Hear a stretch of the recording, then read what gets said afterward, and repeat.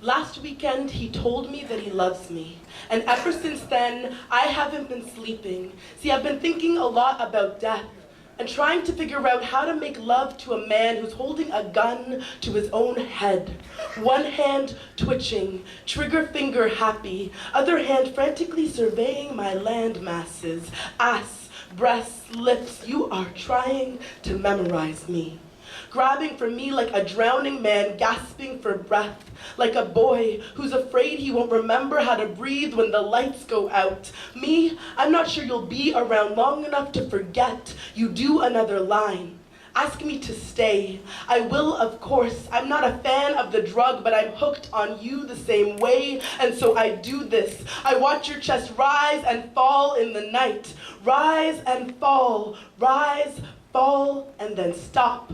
And there it is, you forgot. Lips now turning forget-me-not hues, and me playing out forget-me-not blues in my head. I wait exactly 7 seconds before I rattle and wake you. This is finitely, precisely how long I can survive with the creeping fear that my lover is dead. You spring back to life, and we start again. You do another line and I join you. We fuck until our brains spill out into silence, kinked up in each other like the labyrinth of words we are always too strung out to say into the light.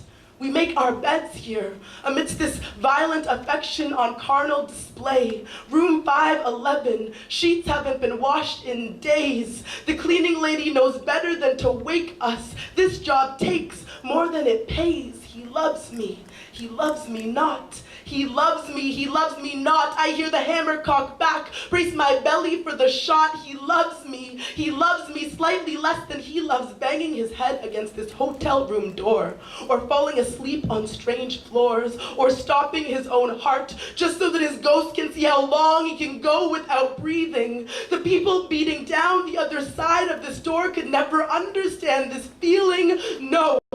My baby is all suicide lines and tangled up guts. I watch his chest rise and fall, pretend that I've become accustomed to it all.